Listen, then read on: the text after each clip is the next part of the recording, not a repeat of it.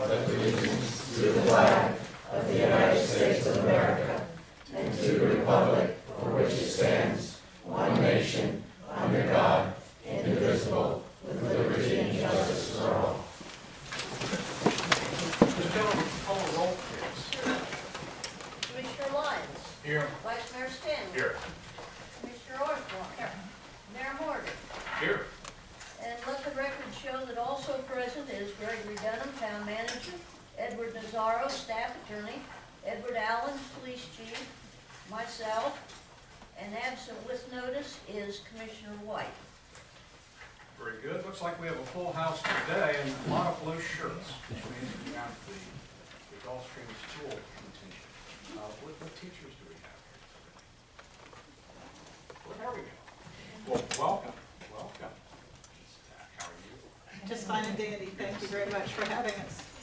Well, I hope you enjoy the session today. If you have any questions as a member of the public, you're welcome to ask, and we welcome you here. So let's move on to the minutes. We have the minutes from last month's meeting. Are there any additions, corrections, or comments? If not, is there a motion to approve?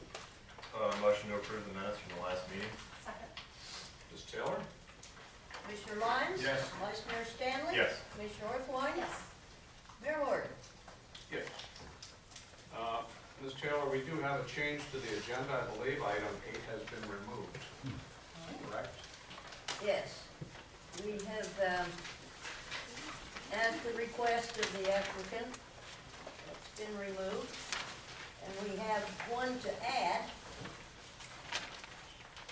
That's, would be number 11E. It's the approval of JAG grant funds distribution.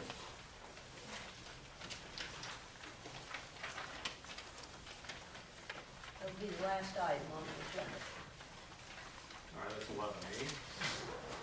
So added. Our next meeting will be June 14th at 9 a.m. for anyone who wishes to attend. Are there any comments from the public? Anyone wish to speak? Mr. Hanson. Good morning, Mayor and Commissioners. I am wearing my commission hat today. I had the privilege of teaching 7th grade. We've got 24 7th graders from Gulfstream School in front of you today. I went and taught a class yesterday on local governance because in school they learn about state and they learn about federal, but they don't necessarily ever get down to the local level. And with no further ado, I think some of the young men and women would like to speak with you. Thank you. Okay. Speak up.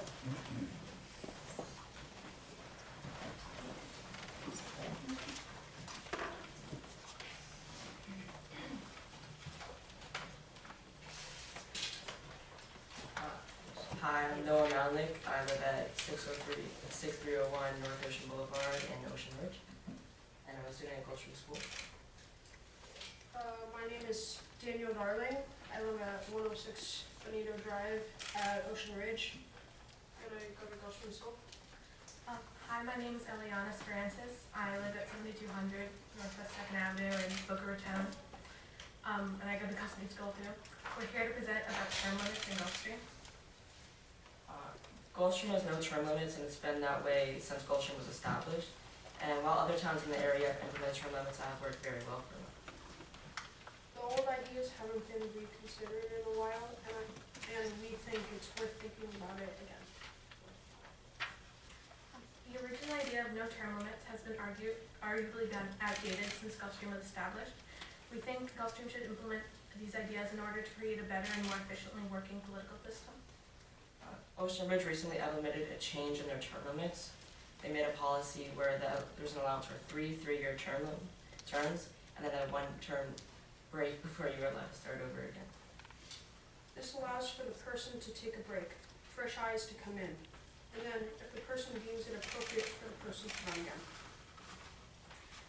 In Gulfstream, you have no term limits, letting the elected official be able to be elected over and over again. If the person has a limited idea as to when they should stop running, it gives less of an opportunity for new eyes with new perspective to come in. When people have been in longer, it's harder for them to step back and see what changes need to be made and what new ideas need to be implemented.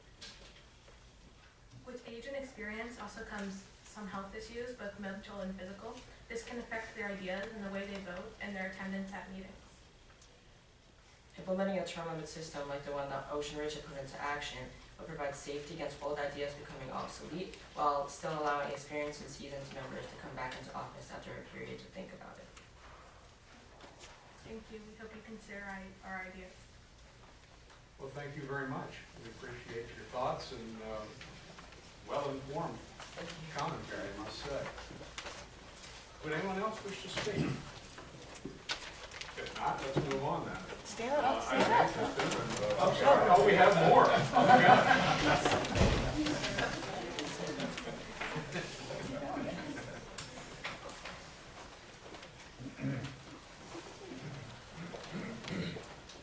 Hi, I'm Jake Julian. I live at 1601 North Ocean Boulevard. I'm Catherine Ernstine. I live at 3288 Gulfstream Road. I'm Tessa Sorensen. I live at 455 Woodpool Road. We wanted to talk to you about golf cart rules in the neighborhood. So we went to the police station to ask about the age limit for golf carts, and we now understand this is a state law and the city cannot change this. So in the future, if the state happens to lower the law, that Gulfstream would consider lowering the stage, like the age limit for in Gulfstream as well. So that's all we had.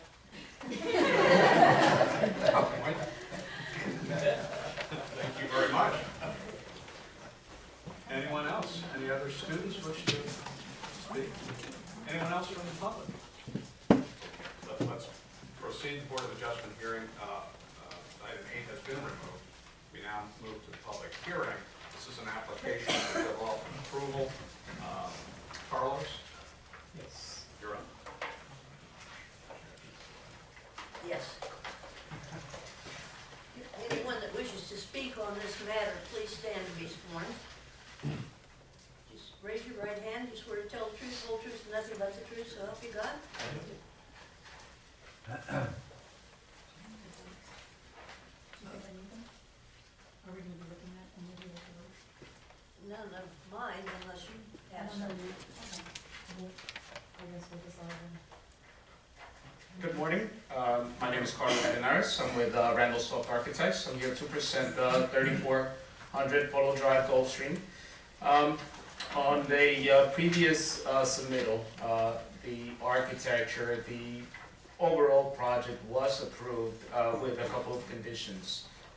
We are here today to present to you guys the solution for the conditions set for this particular project. The main condition that was set was the board members wanted to or insisted to keep the ficus tree on Polo Drive. We had spoken to the homeowner, and we have reconfigured the driveway in order for us to be able to maintain the ficus. Obviously, there was some discussion on trying to relocate, but that, you know, as everybody knows, it's not proper, nor it's going to make sense for this project. So we have, I believe you guys all have a copy of the new site plan, as well as landscape architect is here as well. She has also she's also updated her site plan, addressing the new driveway and updating some of the landscape according to that. So we are proposing to maintain the ficus.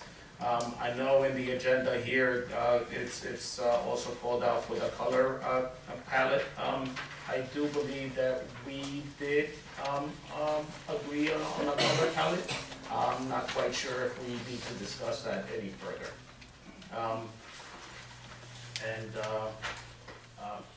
Maureen Smith is also here to talk about the landscape a little bit.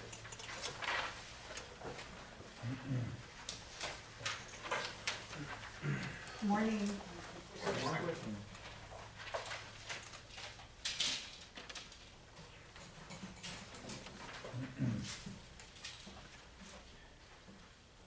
Gonna have to block some of you out there for a little bit.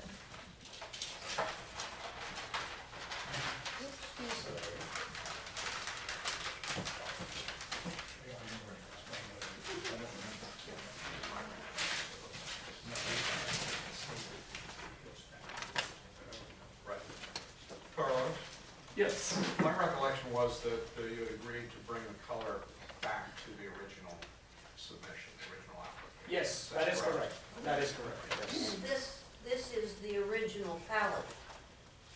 We'll pass it around. Well, we have one.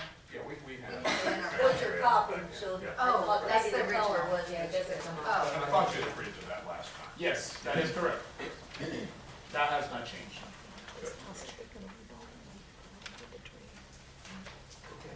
So with the parking court being removed from the front entrance, on center with the front door, the tree is located right here, the existing tree, that symbol there. So we had to remove the two Sylvester palms that were flanking that entrance on both sides, and that's the only thing we removed. We brought more landscaping down towards this circular driveway now that they added, which is completely different than that parking court that we had previously. And the tree remains, and I stretched the material that was in here out. Haven't changed it all that much, but just stretched it and added more quantities to fill that space in on both, and shortened this side, obviously. But it's basically the same. If you were to look at the color renderings from before, it's the same palette, the same colors. The only thing that's different is we don't have a place to put the two Sylvester palms now. It's a little off-centered and would look a little strange. So the tree has taken the place for those two palms that we're omitting. The only thing that I've put out into the right-of-way, the grass area there, is a small bed of wart fern, because the tree has roots that are kind of a little out of the ground, and it's nice to have a low ground cover around that, since it could be a trip hazard. So it's just a nice soft fern that goes out into the right of way a little bit. If anything ever needed to be removed, it could be removed if it had to be.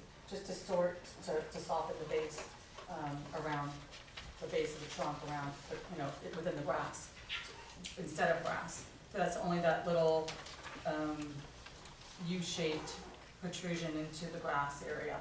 And that's basically it. I mean, I had to just stretch some things out, move some things around, and quantities increased a little bit, quantities of material. Does anybody have any questions? No, that's good. Question? I just have a few questions, and I tend to repeat myself, so I apologize. And the royal palms, on the, I think it would be the south The roll east house? corner, yeah. Uh-huh. There's two, 41 and 42. Mhm. I'm just curious why it's necessary to take those royal, they're well established. We're not taking them out. Well, what does the X mean then? I'm sorry, that's what I'm getting. Oh, to be, no, it says to be removed. What it says. They're only what's in the footprint of that new driveway is what's being removed. So let me take a look at the older one.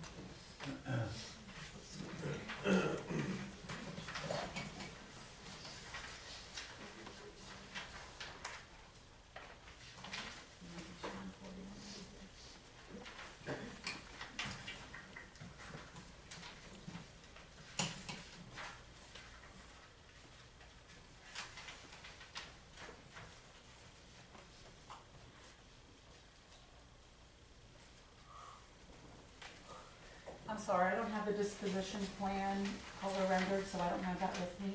You want to look at? Could I look at yours?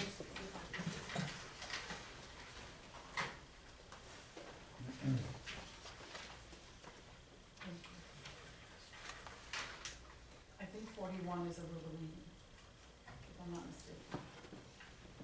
Oh, that's 43. 21, 32. I know there's two Royal Palms there, and exactly what it is. In that precise position, I don't know. There are 2 or 3 on the south. Yeah, I know what you're talking about. Remember them. And it only sit on the property adjacent, so now it interferes with the driveway. And if you look down, Polo Drive, or throughout Gulf Stream, has this large higher canopy, which is the Royal Palms. You said you're not removing any Royal Palms. Yeah, I don't think I was. There had to be a reason. I mean, I remember there were some Royal Palms that had been identified on the original plan. I'm not sure what the reason was, but I had to have found a reason, and I have to go back through my notes. It's been a while. But if they're not in the footprint of what we're doing now, we can keep them. I mean, I'll change it. I'll be happy to change that to stay. But they're not in the driveway. They're definitely not in the footprint. They're definitely not. So it's your opinion they must stay. Yeah. Okay. I mean, if they're, I always intended, I don't know why, it could have been from the surveyor's notes why I was, I remember that. I would ask that if we could meet to make sure that, go over that, because I know I've seen that, and so if we could meet sometime next week and just make sure that we're all on the same page. Okay, sure. Yeah, let's just make it part of the decisions. Let me go through the tree survey, because I used their, and let me just make sure what the notes were and why. It could be the trunks of them, I don't remember. It could be the aerial roots. So let me look at that, and then I'll call the office. Or? Okay. All right, thank you. But I'd be more than happy to change that. Okay. If there's no other, if it's just my error, but I'm just saying. Is there anything else? Any other questions on landscaping or on the driveway changes? Carlos, you have the prior board up there with the old water part? Just look at it, yes. in our package. Is the driveway about where it is now? I mean, it's similar? It's about very where it is similar. right now. That is Yeah, correct. it's very similar. Yes. Yeah. Yes. Yes, it is. The in and out is a little further north. Right. Correct. Yeah, Or a just little I further, saw a that. little further. I know it's a lot That's the better same than deal. It's a sacrifice. Here's the front door. I think it actually, So it's a little bit south, actually. I think it's right easier back to there. get in and out. I'm sorry?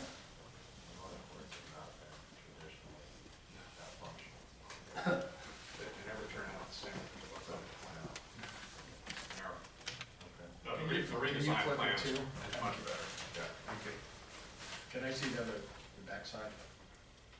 There's something on the back in there. Oh. No, something else. Oh. Has nothing to do with us. That's not that private? No. No. We're not What's on changing. the beach? We're not changing anything. Recycling the boards, it's good, helps the environment. Absolutely. Any other comments? Good catch, Paul. No. Good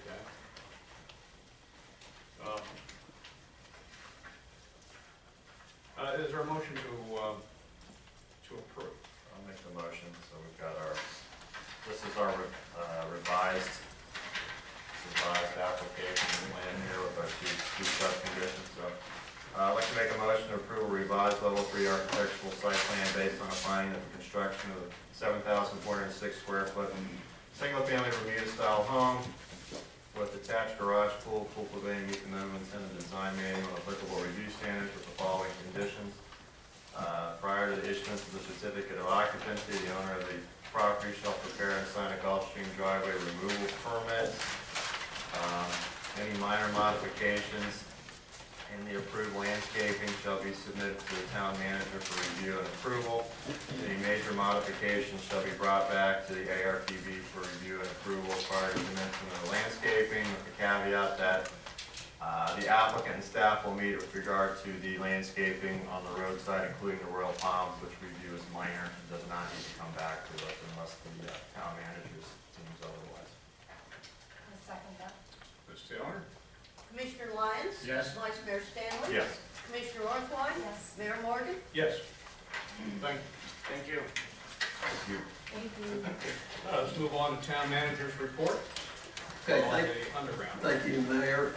Actually, before I start my report, I'd like to make the announcement that if anybody intends on visiting the, what's now called the medical unit of Town Hall, which is across the hallway here, they're gonna be required to get a town-issued mask. Everybody over there has been sick with the exception of Davis, so. It is old and strong. That's right. So, okay, yes, I'd like to announce that if I could, this week, if I could have just taken a picture, one picture of this whole week, I would have done that because it would have shown that both Comcast and AT&T are working, pulling their fiber and their cable through the conduit. So they are working and going very rapidly, it appears to me. So there's light at the end of the tunnel. So I just very happy. It's a flickering flame. It is. It was a vision to see, I have to say, they were everywhere in the court You district. know, I know,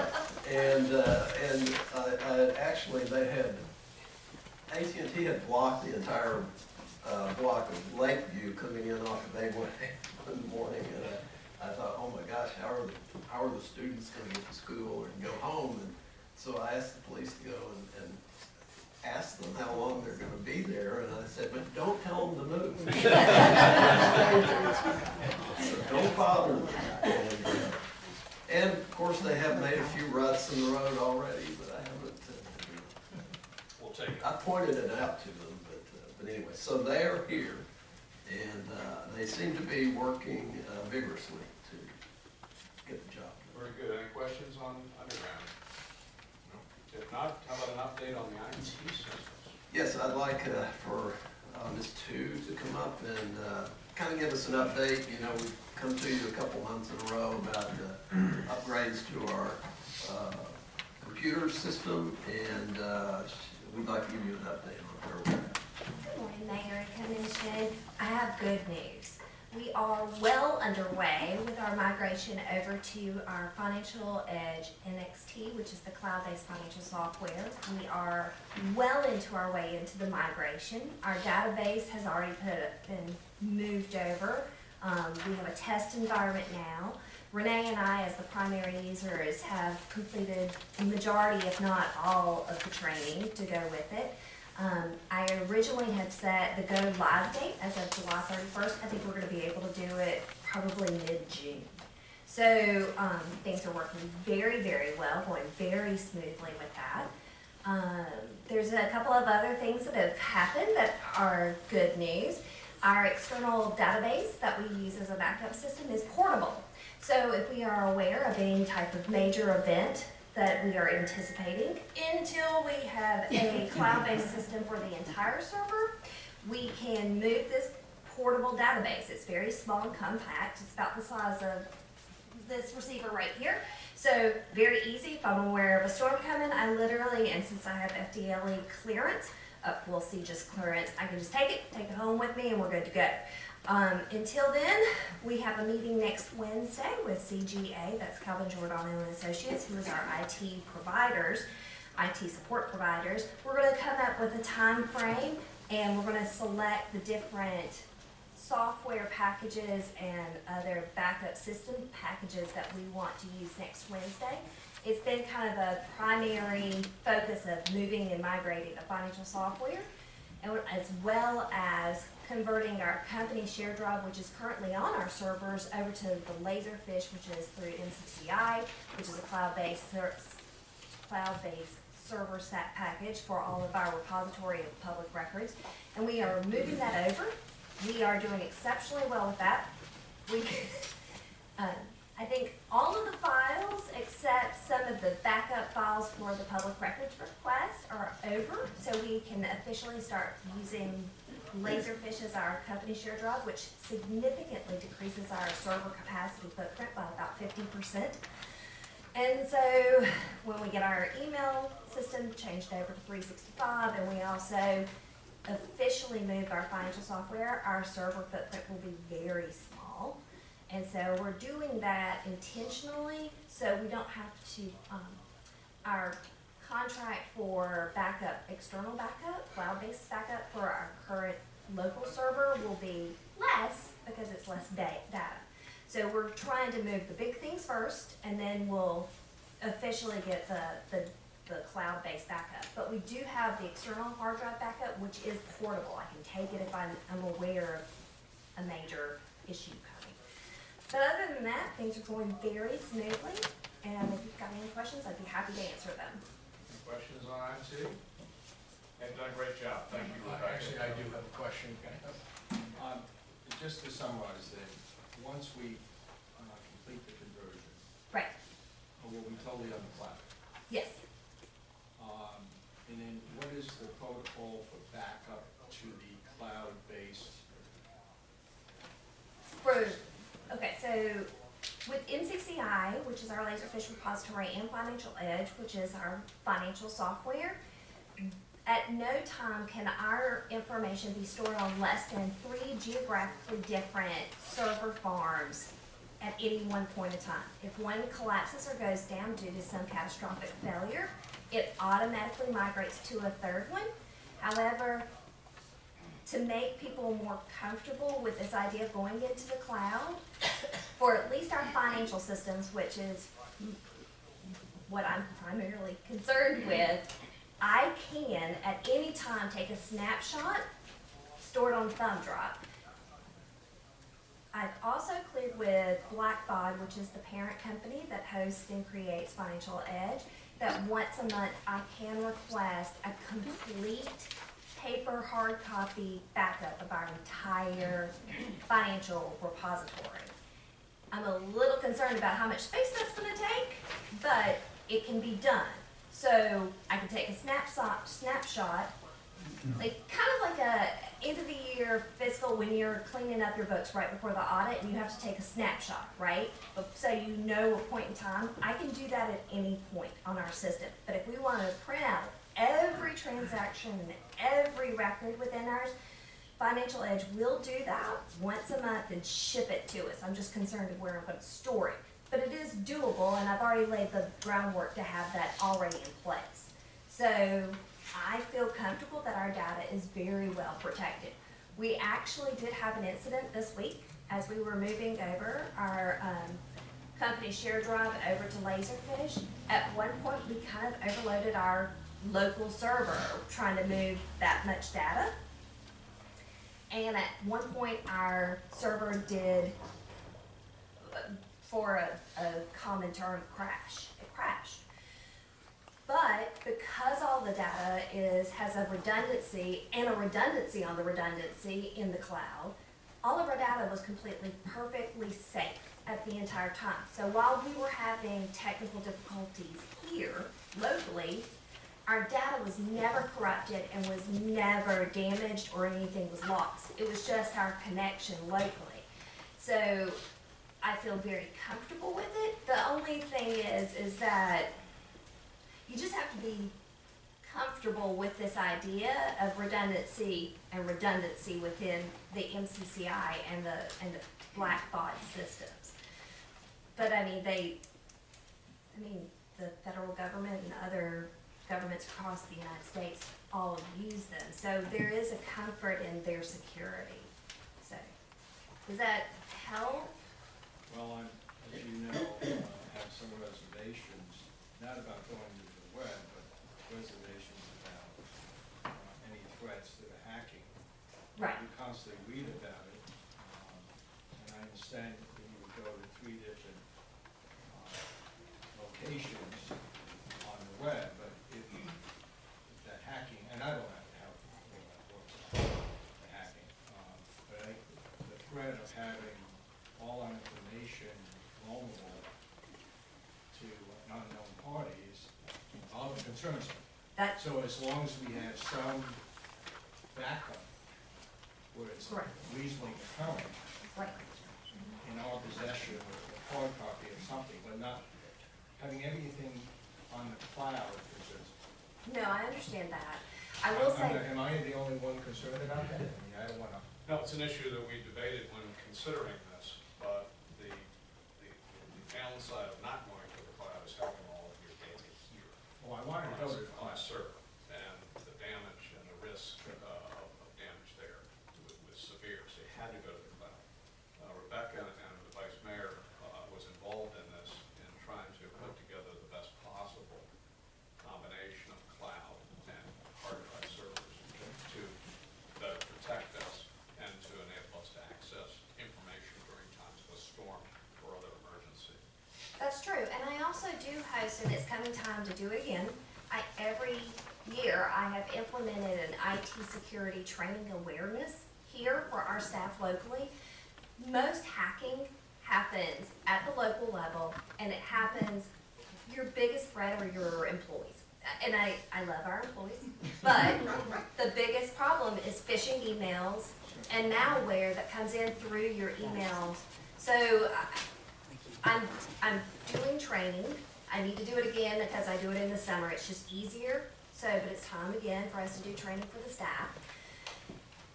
I feel very comfortable with the servers. It's encrypted when it's on those servers. So that's one good thing. Our biggest threat would always, and it's for any entity, it will always be your own staff. Incompetence passwords, old outdated passwords, passwords that are very easy to crack, such as using the word password. So, I mean, there are just some things that I just do a refresher course with our staff saying, hey, we've got to do these kind of things. Because awareness with your staff is what's going to help you mostly try to fend off most malware and phishing attacks where people are trying to hack you. So to conclude then, the decision is that we're gonna back up on the cloud. Our backup is, there is a 3 times redundancy on the cloud. That's the conclusion, that's what we're gonna do. I think that it's probably our best. Everybody else comfortable with it? Yeah, and didn't we, as far as the financial software, because the MCCI is just storing basically the public records, the old data, and the plan applications for all the properties in the town. Then I asked you, and you called them while we were on the last meeting on Blackwell, where they could actually send you A hard copy. or they can send you the stick. I can do the stick myself. Yeah, but You can do a thumb But drive, we could, and download it anywhere. they could actually send you one in 2 or 3 days with Yeah. all the financial information. If that's We can what upload if it. that's what we wish. Yeah. The problem with that, and I just want to caution you, as this town is very aware of public record laws, once I have it, I have it. So, right, that's just one thing I just would, so there's got to be a balance of, we don't want to put ourselves at a greater risk for other issues. I think it's a good combination of protecting us on our hardware as well as giving us sufficient backup. We do have alternatives beyond the cloud. We have what? Alternatives. Okay. So, Okay. Any other questions on IT? thank you, Rebecca. Thanks, Rebecca, and thanks, Tom, for your work on it as well. The ARPB meeting, our next one is May 23rd at 8:30 a.m. for anyone who wishes to attend. By the way, there will be no August meeting, we don't have an August ARPB meeting. Move on to the Finance Director's report. Mr. Dunn. Yes, sir. You have the balance sheet and cash and budget report in your packet that represents 58% of our budget. Ms. Tu has highlighted some information from this month's report in the front, and I just looked at it. At this point, there's nothing that stands out in there that concerns me. Questions, comments? Paul? Donna's not here, so we'll get the I'll call her to make sure. Thank you very much. So that is submitted.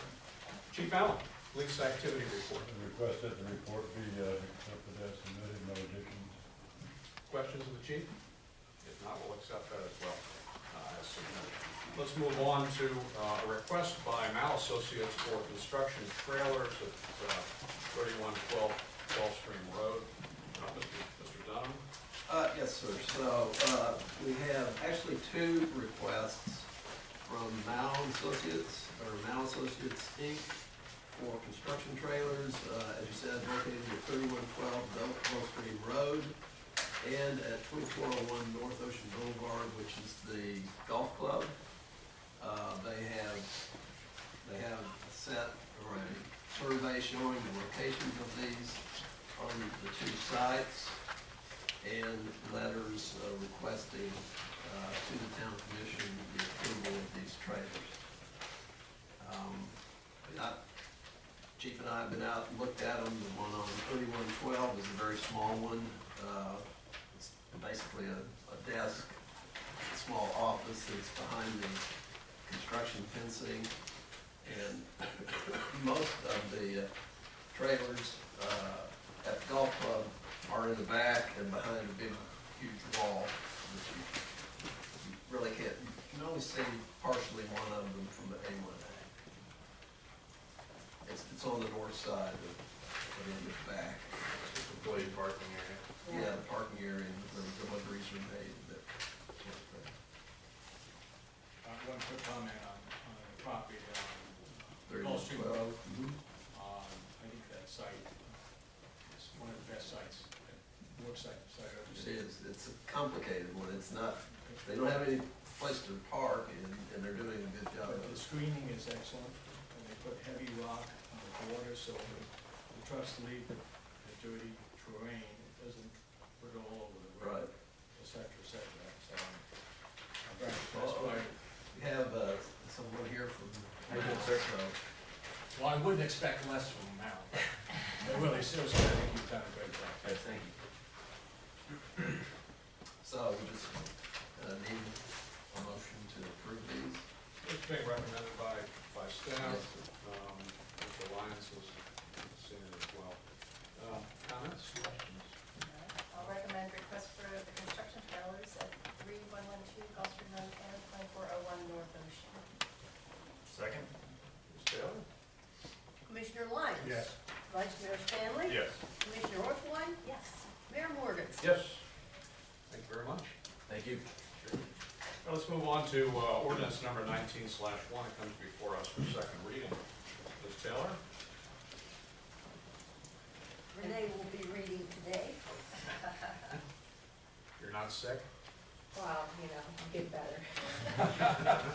An ordinance of the town, this is ordinance number 19/1, an ordinance of the town commission of the town of Gulfstream, Palm Beach County, Florida, amending the town's code of ordinances at chapter 42, buildings and building regulations, article 2, construction standards, section 42-27, issuance of permits, inspections to clarify the process for submission of building permits, deleting section 42-28, county to process applications, fees for service in its entirety, amending section 42-29, construction abandonment to add regulations that address the expiration of town-issued site plans to be renumbered 42-28, and adding a new section 42-29, demolition permits, providing for severability, providing for repeal of ordinances and conflict, providing for codification, providing an effective date. This is the second reading and adoption. All right, ordinance number 19/1 was approved on first reading, is now being brought for second reading and adoption. Is there a comment or a motion to adopt? I'll move to approve ordinance number 19/1. Second? Ms. Taylor? Commissioner Lyons? Yes. Commissioner Stanley? Yes. Commissioner Orthwein? Yes. Mayor Morgan? Yes. Thank you. We now move on to the amendment to our interlocal agreement between Delray Beach and the town of Gulfstream for fire rescue. Yes, sir. We're asking your approval of a 5-year extension of the interlocal agreement that we do have with Delray Beach for fire and rescue services. This is based on the exact same terms and conditions that have existed for all of these years. It's a 5-year extension. It's a 5-year extension of what we currently have. That's correct. Any comments? Just a quick question, what is the built-in escalation price? It's about 5%. 5%. is it automatically 5, or is it subject to some kind of CPI? It is either 5% or the CPI, whichever is higher. You answered that question. All right, is there a motion to approve amendment number 2 to the interlocal agreement between the city of Delray Beach and the town of Gulfstream for an additional 5-year term? Go ahead, Tom. Go ahead. I'd like to move to approve the 5-year extension of interlocal agreement for fire rescue services in the city of Delray Beach. Second? Ms. Taylor? Commissioner Lyons? Yes. Vice Mayor Stanley? Yes. Commissioner Orthwein? Yes. Mayor Morgan? Yes. Okay, let's move on to items by mayor and commissioner. Item that I've had put out for you to review is a concern that I and others have had about the stakes and other yard obstruction pieces in the rights of way in the core town, and also a bit along A1A, but primarily the core. We're going to go through the history of that, how it was established, how it has progressed, and what the risks and liabilities to the town are. My concern is that the number of stakes, primarily stakes, has increased so substantially that it presents a real hazard to our residents. We have many more kids in the neighborhood riding bikes, jogging, running, whatever it is, and older folk who also are at risk of tripping on the road, falling, and hitting one of these stakes. In addition to that, there are risks to our fire and rescue with these stakes, and not to mention the aesthetic appearance in our town as these stakes have increased in number. So with that as a background,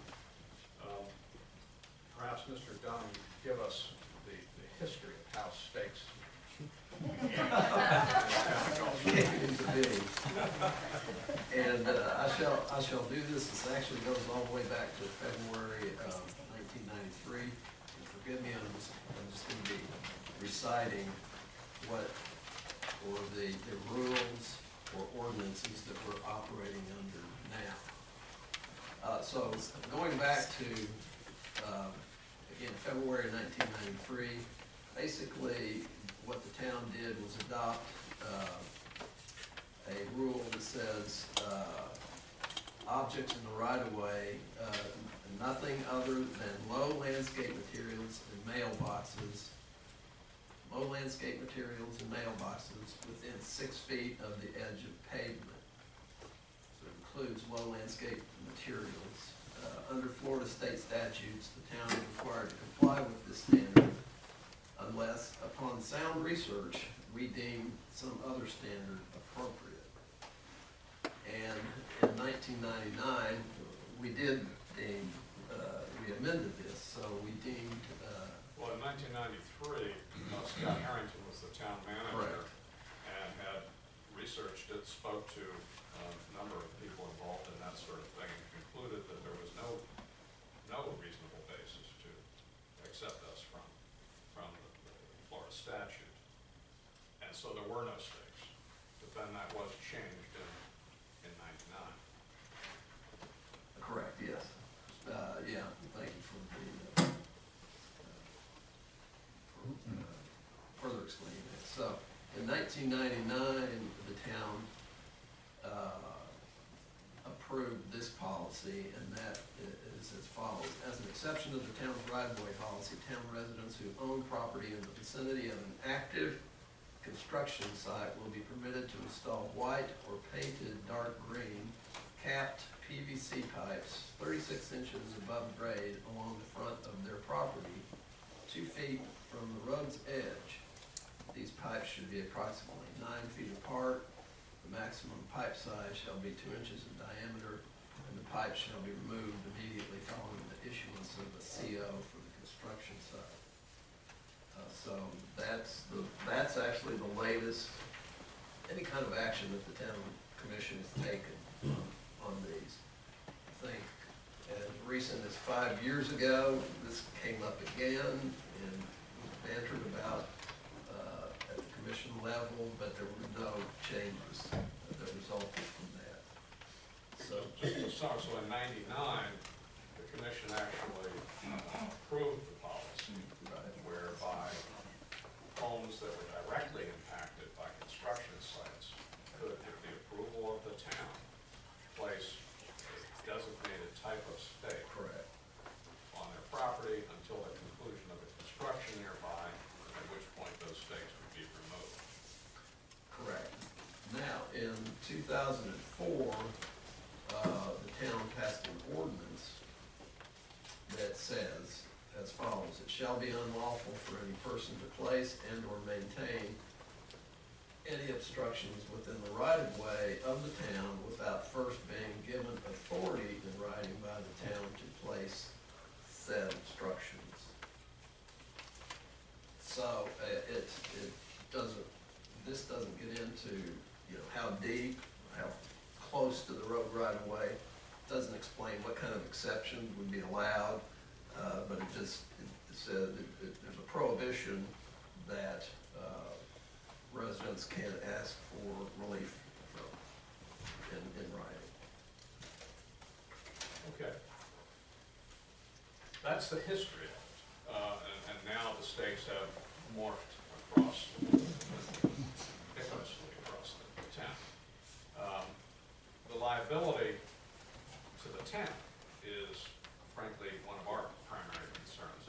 So Mr. Nazaro, our staff attorney, researched that. And that is a concern of mine. We would be liable in court for any damages if someone were to fall in or drive a car into sort of property damage. That limit is $200,000 per person, $300,000 per incident. And because of this issue, a lot of municipalities have specifically prohibited this sort of thing. The town of Palm Beach says that no obstruction that will impede traffic or create a hazard to the public are allowed in public or private right-of-way. Specifically mentions concrete pyramids, concrete buttons, speed bumps, posts, stones, or boulders.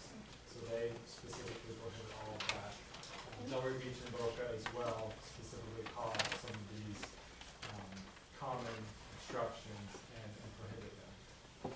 Delray Beach says that the dome-shaped button markers are okay, and they say they have to be no bigger than 6 inches in height, rounded surfaces, no straight edges, separated by a minimum of 2 feet. But if you put them on your property, you're going to be responsible for any damages.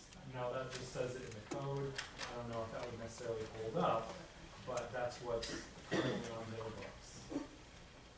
Those domes would be on private property, not on right of way. Those would be in the right of way. So the town, the city of Delray Beach says you can put them in a right of way. They have to be this specific type, and if you do that, you're responsible for any damages. But that probably wouldn't hold up, I don't because know. it's in our right of way no matter what. Yeah, that's correct. You're letting them place Yeah. them. With their explicit approval. Right. But also the domes really don't do anything. It just, They sink.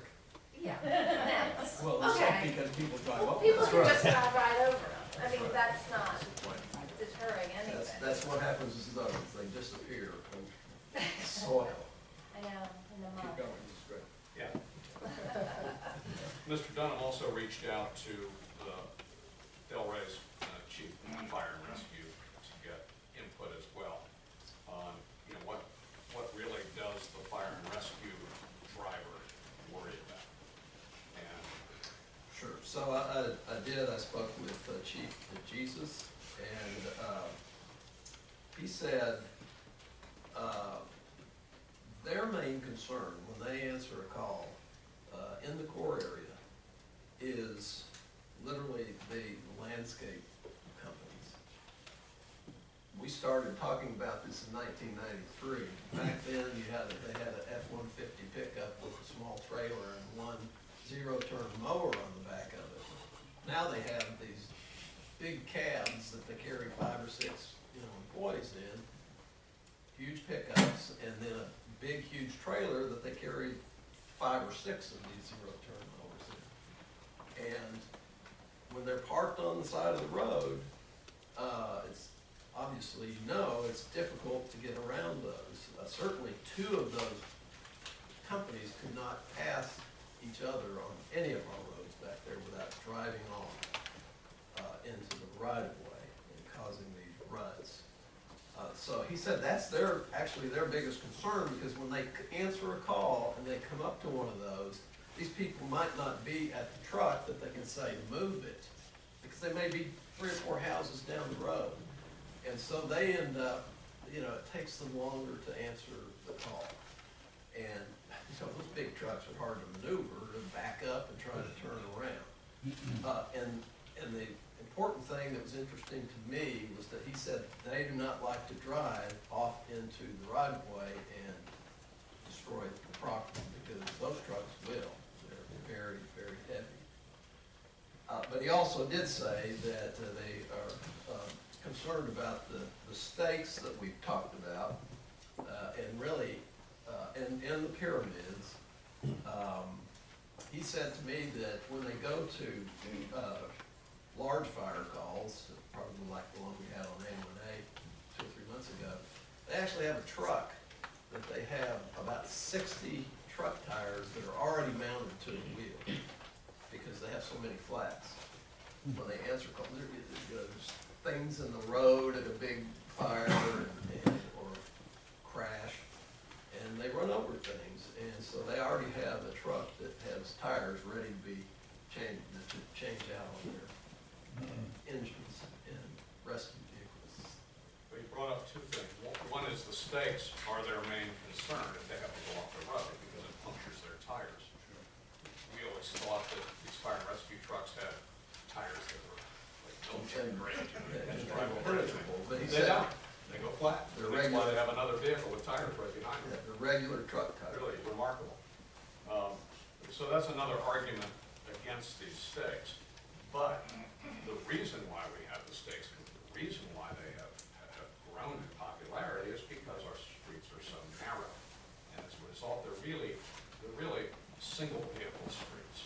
And when the landscaping vehicles primarily, or a UPS truck or FedEx vehicle occasionally, are stopped in the road, someone coming the other way really has no choice but to go around it and into the right of way.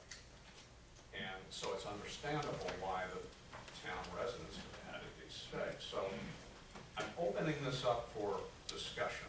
I've invited the Civic Association to come and give us their ideas. I want to hear from the commissioners and anyone else in the public.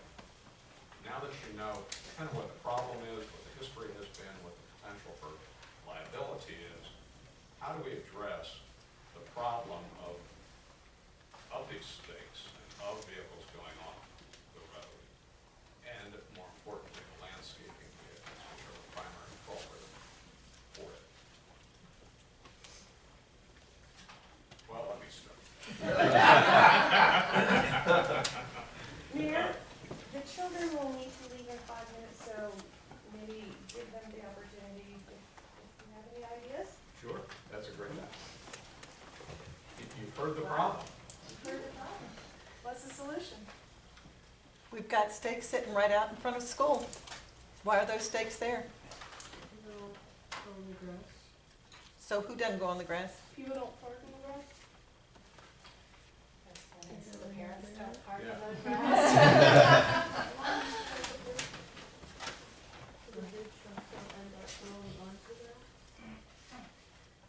Can you think of a reason, what could be a solution for it though? The roadways aren't gonna expand. Fence? Who? Signs.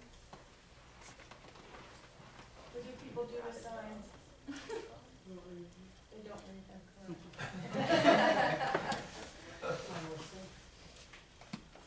Limited to the size of trucks in some areas? Limiting the size of trucks. Good suggestion.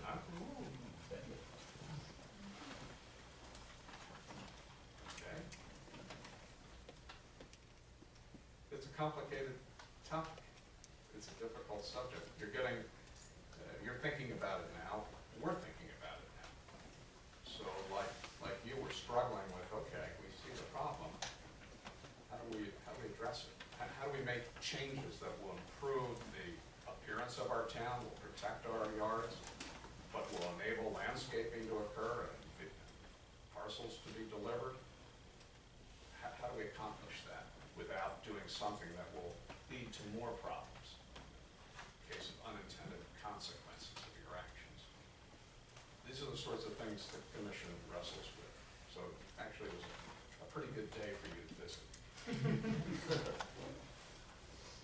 If you think of anything, email me. All right, if the students want to leave, Ms. Tack, Ms. Gale. Thank you, Mayor Martin.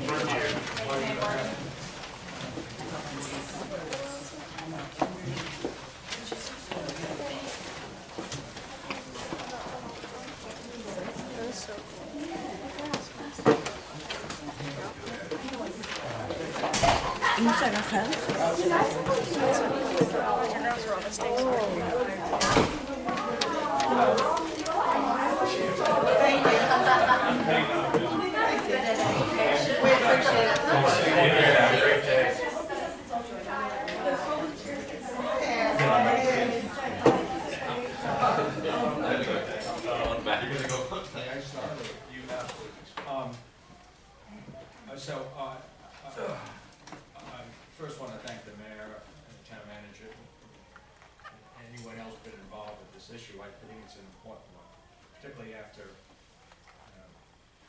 we decided as a town that to bury the lines and we're going to beautify the town and have these stakes all over aesthetically is offensive, in my opinion. But I think the number one criteria we always have to go back to is safety, safety, safety. So I think safety is a major concern. And so whatever remedy solution we come up with, it's one that looks at safety as one of the prime criteria. From an aesthetic perspective, the widen the roads probably is not one I would like to embrace, because the feel of the core is one of smaller, intimate, et cetera, et cetera. Having said that, I think that there are certain streets, when you were to walk, pretty much walked every street in the core. I live in core, that's why we walk there, by the way.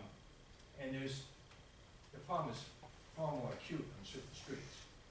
Living on Polo Drive, it's much less of a problem, particularly where I live. I see two trucks go by.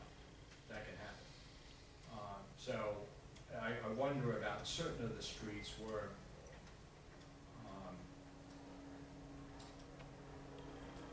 we might want to consider widening certain streets to deal with the safety issue. I'm not recommending it, but something we would consider. In other words, have at least some minimum width. Because I think with where I am in Polo Drive, and by the way, that's at the south end, I think it still maintains the feeling that we would like to have. And in other words, it's not too wide, I don't think. Now, I appreciate if we were to introduce the idea of widening roads, people on those streets that have their property are not going to necessarily be too enthusiastic about that. Having said that, and I might be wrong on this, but I believe that in many cases, people's landscaping actually goes into the right of way. So it's not an academic question because I think we have the legal right. I'm not saying we should do it because we have the legal right, but it's something you might want to consider. But at the end of the day, my feeling is that if we don't widen the roads, that we need to eliminate these obstructions for all the reasons you cited. You know, I mean, we have a new resident in Polo, and he rides his Thingy put on your, what do you call it, skateboard. You know, and, I've seen my grandkids on skateboards, you know, all over the place, and I could see one of these, you know, children on a skateboard, or riding a bike. I saw a father and son leave school the other day out here. They were riding a bike and he was not quite certain of himself. You know, I think we ought to get rid of the stakes. So I'm totally in favor of it. I have been since I moved here, so I won't say anymore. Thank you for bringing it up, introducing the subject. And I think it does take a lot of thought and analysis. At the end of the day, we need to do something. No, very thoughtful comments, appreciate it. You both live in the court as well. I do not think the stakes, in fact, I think there's places now that they're not even needed. I mean, people have just got on the bandwagon and put up stakes because nothing's happened to their lawn, and they're pretty large roads, like on Gulfview Road. They're large enough for 2 trucks, and in fact, there are trucks up there all the time on AT&T trucks. But as far as our really narrow roads, what do you think about making some of them one way?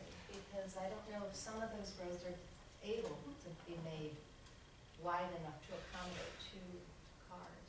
And I'm just specifically, we've made it so trucks can't use it, so there's no trucks, but maybe make them one way, like Lakeview and Banyan. Those are 2 really narrow roads coming into town. And it wouldn't hurt anybody to make them one way. I mean, it's really a hassle to go out those streets anyway. Because of trucks, or because they're not supposed to be trucks, but because of traffic. Because 2 cars cannot hardly pass. 2 SUVs couldn't. So maybe we should think more about one way on some of these really narrow roads where we're not able to widen them. And also I think maybe monitoring some of these lawn trucks. I mean, some of them gotten so big. But we might have to do that over time. I mean, I don't know. You know, it's interesting in landscaping. It's a difficult subject. In the town of Gulf, I should call it, it's the village of Southampton. They adopted something that was really surprised they had the courage to do it. They've eliminated all gas-powered blowers. Well, you know what?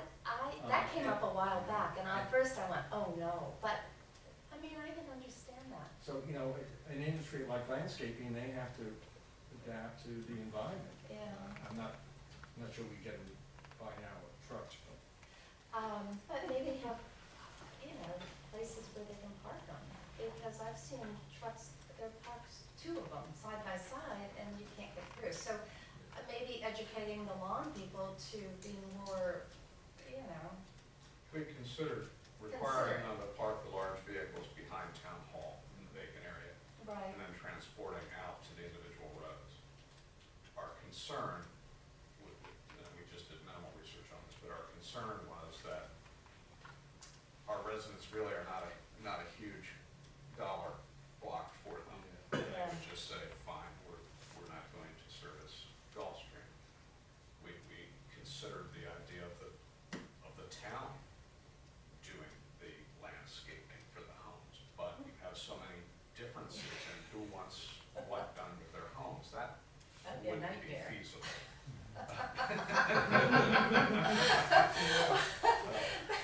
And so that's the sticky wicket. Could we work with some landscaping companies to require narrower vehicles? Possibly. It seems to me that's something we should explore to see who does that. But I think that's a good idea, actually there's certain landscapers that do a majority of the work. Talk to them and see what they could do to work with us too. if they would do it, If they would do then we it. could make Implement. that regulation. And we would set the size of the vehicles. That helps. That's not gonna solve this problem, but it certainly helps. So I think that's something that should be looked into. The one-way streets, Chief, you had given that some thought. Yeah, we put quite a bit of thought into it actually, and as Commissioner had mentioned, Lakeview and Banyan, one way, because they are the narrowest streets in town, could possibly help out a little trucks parked there as if they were parked or moving.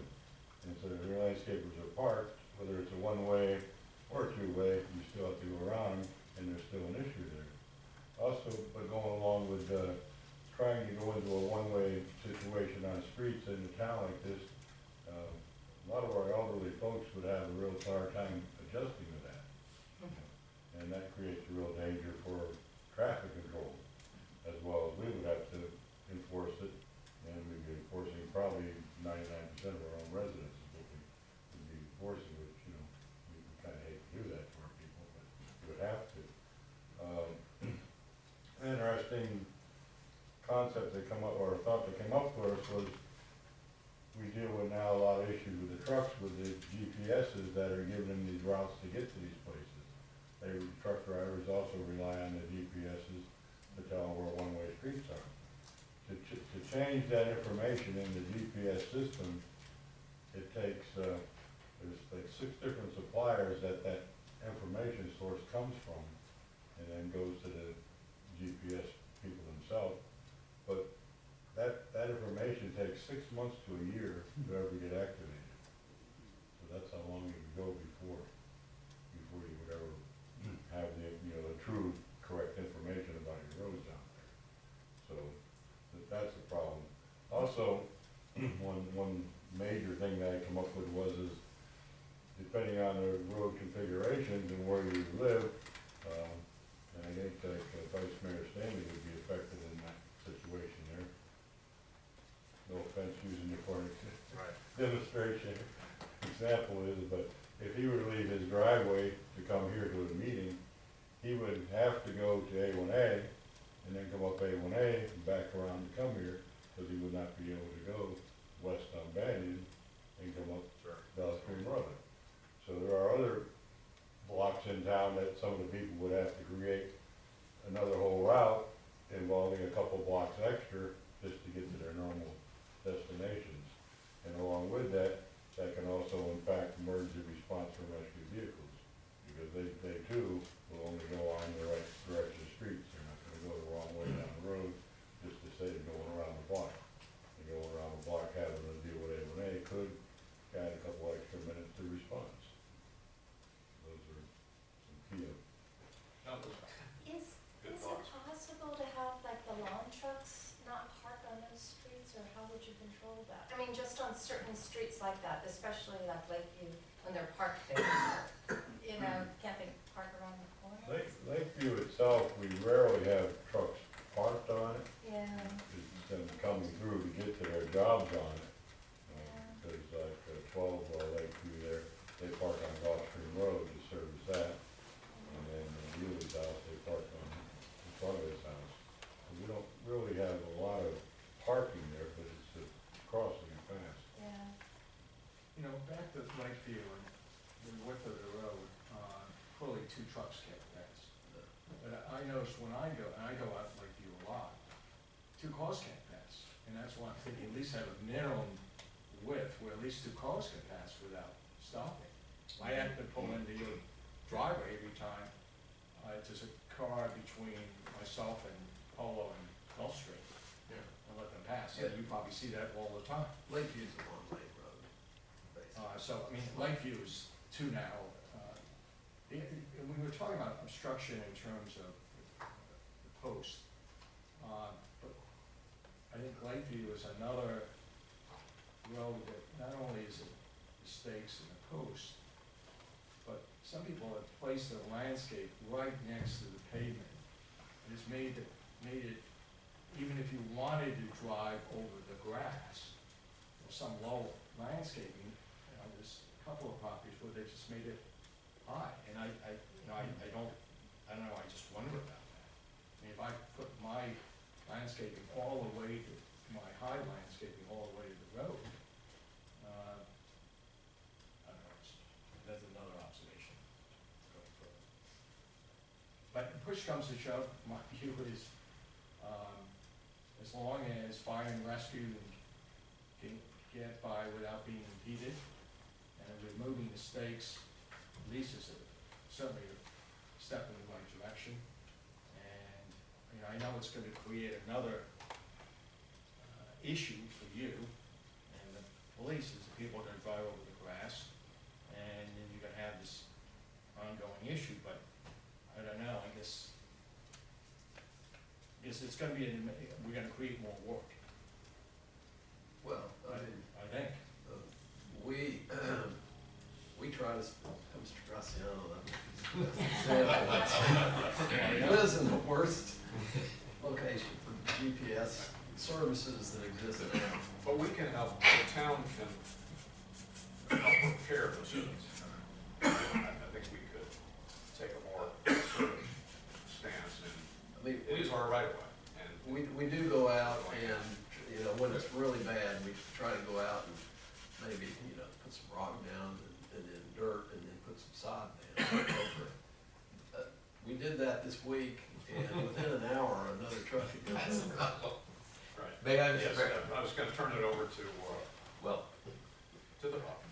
first of all, apart from the aesthetics of the stakes and the safety feature, which I've been focused on, they don't work. They certainly don't work on my property. I went out and bought a series of 18-inch high stakes that you can get from a golf course supply company, and they were run over so often that I took them out. It was more trouble retrieving them from 6 inches down in the mud than it was having them. Lakeview and Banyan are only 16 feet wide. I've measured it. Those two roads are 2 feet narrower than the narrowest recommended width for two-lane road by the Florida Department of Highways. That is the problem. The second problem, partially on Lakeview but also on Banyan, is people who have tall plantings right in the right-of-way. So that automatically forces the person over to the other side of the road, and if you happen to be on the other side, your property is run over all the time. It is possible 2 big SUVs could carefully get by Lakeview, carefully. But let's face it, most of our drivers are not 16 or 18, they're a little bit older and they want a little bit more leeway, and so you're almost forced off the road. You know, I understand that. I think our town manager has done a great job on my corner of getting people down to repair it. But even a one-way street wouldn't work for Polo because a large truck cannot make the turn from Lakeview to Polo in either direction without running over lawn. The 2 roads are narrow. Polo to the south is wider than Polo to the north. And the Lakeview and Banyan, you've got narrow Banyan, narrow Lakeview, narrow Polo. An 18-wheeler cannot make the turn. So as long as we're going to allow 18-wheelers to come in, they're going to roll over that property. So you either have to, since it's the town's right-of-way and it certainly affects the beautification of the town, either the town has to have the responsibility of repairing it every time, we've got to limit the 18-wheelers. Now, I know we have the no trucks sign up, and I know the chief has done what he can, but unless he stations an officer on Lakeview 24/7, well, not 24/7, but from 7 o'clock in the morning when the trucks start until 6 o'clock at night when the trucks leave, he just can't stop them all. It's not only the landscapers who are through trucks because they've been servicing somebody up and down Polo and now they're on their way out to A1A, or it's the trucks coming to the construction zones and they can't make the turn. I don't know, again, I don't know what the solution is, but I'm perfectly happy we could take the stakes away because they're simply not effective. We had, in the construction manual, required all construction vehicles to come from the south of the town, down Gulfview to Polo, that's how they're to enter, and a stage out there on A1A to be brought in. The bigger trucks. The big trucks. The big trucks. That was part of the construction. That would be the 18-wheeler, Yeah. Yeah, well, let's say it's a landscaping truck bringing in 60-foot ponds, or it's the roofer coming in with all of the tiles and the dolly truck that he carries off the back of the truck, you know, to take the tiles and bring them in. They just can't make the turn. Right, but they shouldn't be going down that road. But they do. They do. Are we seeing a decrease in it since we've Yes. created I that? can tell, literally, there is a decrease, but obviously, it doesn't go to zero because the chief can't have somebody there all the time. So when the chief catches them, it was one day I just parked my golf cart right in front of the 18-wheeler and made it back up. I mean, we're finding now, citing these guys, We notifying the We put the GCs. signs up it was mid-January when we posted the signs, and we stopped over 65 vehicles. And I'm hoping, obviously, this is the problem. Yeah, and it is better. It is better. It is better. I see trucks coming down. And hopefully it will continue to get better as more and more citations are issued. You know, I have an example, a good example of the enforcement that we're doing right now. In terms of the bigger trucks coming in, you know, they're supposed to come in at either Gulfview or City Road and leave the same way, but at a construction site, to be unnamed, we really hit them with enforcement about coming in early and staging too soon. And the lieutenant told me the other day that the big dump trucks just recently showed up at 8:05 instead of 7:15. So, you know, It's nothing like a good fine to get their attention. So we're doing our best trying to stay on top of that. Other comments, suggestions? It sounds to me like, at least the commission is in agreement to have the stakes removed. Oh, I definitely think the sticks should be removed, because you know what, the lawn people come out and cut the grass and they leave them lying down and the stakes are exposed.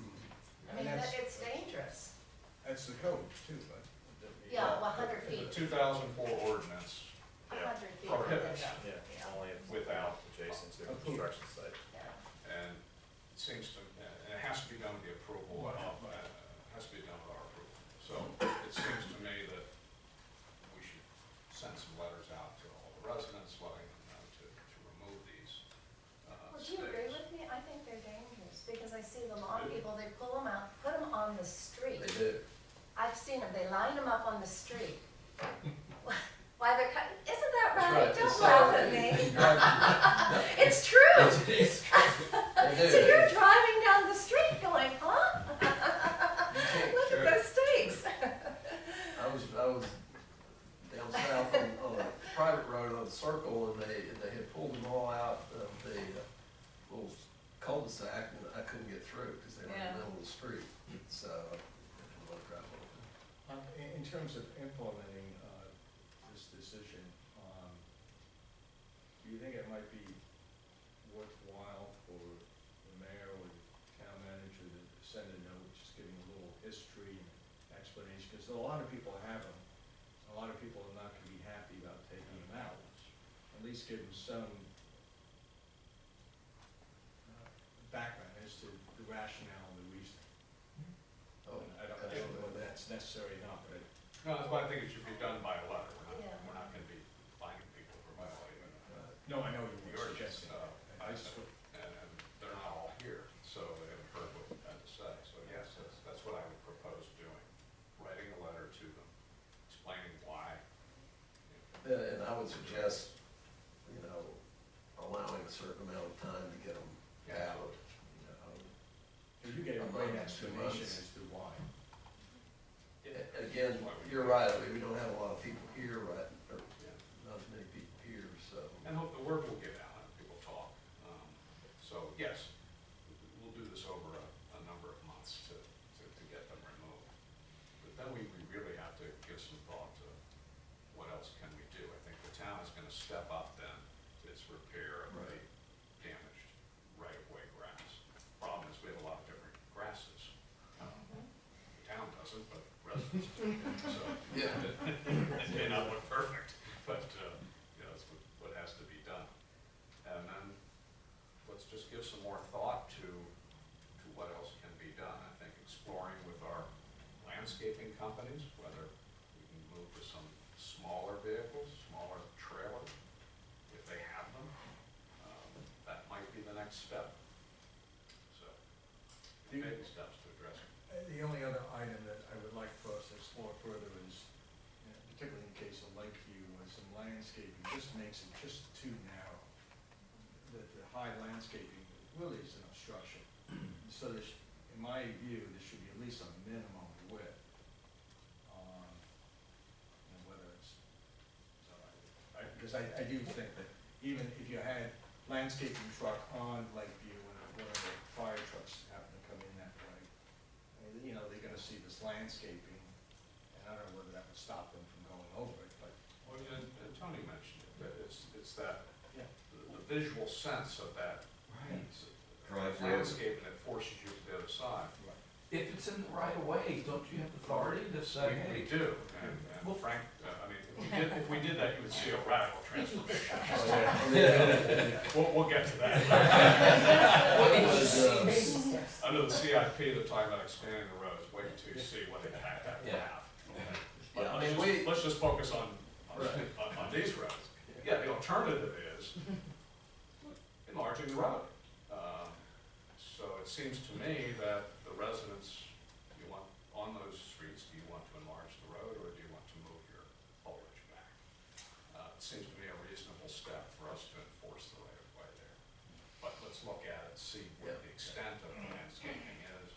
And the mayor's right, in looking at the CIP and the future work that has been suggested, we've done an analysis of the encroachments into the right of way throughout the whole core. It's enormous. Right, yeah. We have a topographical map. He's right. Photographic? It would look Come different. take a look at it. Okay, well, I believe it, I believe it. It would look. Most people don't even know what the right way is. You're right. I guarantee you, Oh, they except for don't. if you're in the real estate business or you're in your business. Yeah, I mean, we don't ask either. Yeah, exactly. You know, we talk to them about the right of way and they say, oh, that's mine. Yeah, yeah, fine. And then we say, well, no, it's the town's, and then they say, well, then I'm not gonna mow it anymore. So. All right, so I have some direction on the stage. And for anyone here today, be the example. Pass the word. I do remember when at Gulfstream School about 8 years ago, we changed and made it a mandate for all the parents picking up to go in at Gulfview, come down Gulfstream, go to school and go out. Because they were coming in Lakeview, coming in Banyan, and it took about 3 years to finally get people trained enough, and they were up in arms. And you even, if you recall, there were some neighbors here that had bumper stickers made that say, I took Banyan, you know. Yeah, they did. Oh, really? But, so, change is change, nobody likes it, especially That's right. certain parts of your demographic, but if it's a safety issue, it's a safety issue. You know, those stakes in front of Gulfstream Road, they're there because everyone used to park there, Yeah. get out of the car, cross the pickup line to go get their kids, and they couldn't get those parents to quit. Yeah. They really couldn't. If they didn't bring their car, then they start bringing their golf cart. Well, So that's gonna be an education for them too. so let me ask the commission, when we, create this letter, do we only want to, or do we want to limit it to the stakes and the impediments that people place in the, but not necessarily the landscaping at this point? Because, I mean, we're gonna be That's dealing correct. with that with the CIP. Oh, yeah, no, So, I agree. This is just okay, the so this is stakes. just the stakes. Is 2 months a good amount of, a reasonable amount of time for them to get them out, 3 months? I don't think we're gonna have any trouble. I really don't. I think Mr. Mayor, one more point, if I may. I understand changing the landscaping is a bigger picture in the long term, but what about current landscaping permits that allow plantings in the right of way? Well, as of a year ago, we did. Along Lakeview, we allowed new plantings in the right of way that are 3 feet high. So, my understanding is we don't allow plantings in the right of way. well, the corner of Lakeview and Golf Road just went in, he had his hedge, originally a ficus hedge, back out of the right of way, and a year ago, you allowed him to plant in the right of way, right alongside of the pavement. That he's got a combination of, I don't know, what are they, 3 feet? Yeah. Okay, but then he's got the low. Well, yeah, but the cars that go by guide themselves by the 3-foot plants that are right alongside of the pavement, not the intervening ground cover. So, he just needs a letter to remind him he needs to keep that at low level. Yeah, please, I agree with, That's what we'll say. because the reason he put it up was he didn't want people to drive on his grass. Right. So we drove it to his neighbor across the street, because now everybody drives on the north side. I think that needs to be looked at. So, In these that's locales, they that's what, out of the right of way. we will do. Agreed. With, Yeah. with that resident, we'll remind him that it needs to be the same height As the ground cover. as the ground cover. But certainly, any application that comes in now, I mean, we address that Yeah. straight up front, so, When he built the house, that was a part of his landscape. I'm sorry? When he built the house, the current hedge in the right of way wasn't part of his Yeah, landscape. correct. So That was added within the last 12 well, months. that's my point, Yeah. it was not granted. Technically, it's illegally Well, no, he had started planting the low level stuff, and, you know, we do have a lot of ground cover that is in, it kind of replaces the grass. Yeah. And, but then he had the piss, can't remember what it's called. The piss form. Yeah, and so he needs, and I said to him, he needs to keep that cut low, and so. He's not. We may need to take a look at it. Oh, I- Based on the yeah. conversation today, Yeah. it just seems to me that if we have to enforce the right of way on certain streets to avoid the next step of enlarging the road or taking other more drastic steps to address the problem, that's a very Yeah. reasonable and lawful way to. Now, the house across the street from you they put took out the ficus, put in new landscaping, and they're using. And they use the ground road- cover. The ground cover. So Which that's is, working out. which is dramatically better than the hedge that had been planted right alongside of the pavement and actually overhung the pavement by at least a foot. At his house? At the one on the corner of Polo and Lakeview, and they took all that down, they put Oh, I the know. ground cover in. It's incredible So, improvement. incredible improvement, but I'll also say that if you're a car coming down Lakeview and you have the choice between running over grass and running over ground cover, you pick grass every time. I understand, but what we have here allows. I understand. A ground cover. So my new owner should plant ground cover and take the grass up. That's why you sold. I mean, as, what the commission approved was low. Yeah.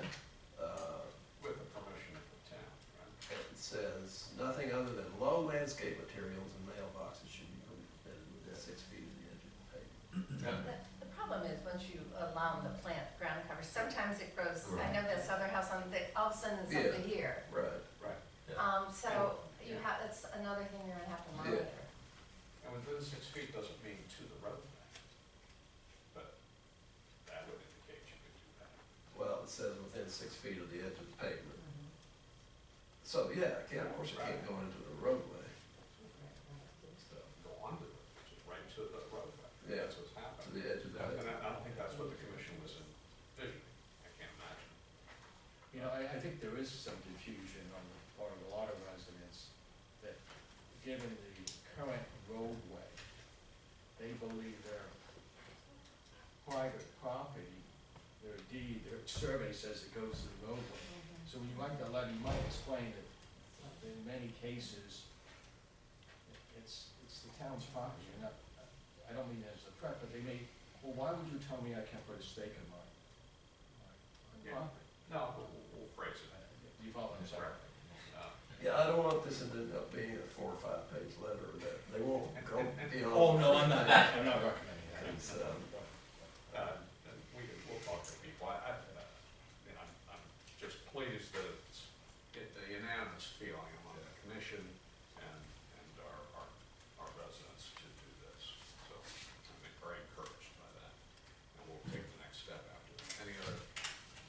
on this topic? If not, we have one other item, and that is the item E, which is approval of the JAG funds distribution. Yes, the Criminal Justice Commission is looking for approval to approve these funds for Palm Beach County. This year, it's in the amount of $322,532. We've done this every year with a letter and your signature, Mr. Mayor. This year, the grant money is going to be used for they're calling it a reentry program, which provides transitional services for adults and juveniles released from jail and prison to Palm Beach County. The Florida Department of Law Enforcement requires that 51% of the local units of government approve this. And representing at least 51% of the county's population agree on the allocation of these funds for those reasons. And so, last year, I think it might have been for law enforcement vests. Was it last year? Okay. But, Okay. Any comments, questions? This is not our money. no. It's It's the county's. So, We need a motion to approve? yes, we need a Yes. motion to approve. Okay, a motion to approve the JAG grant funds distribution as presented, the mayor sending a signed letter in to approve it. Second it. Ms. Taylor? Commissioner Lyons? Yes. Vice Mayor Stanley? Yes. Commissioner Orthwyne? Yes. Mayor Morgan? Yes. Any other comments by commission? If not, thank you all for attending.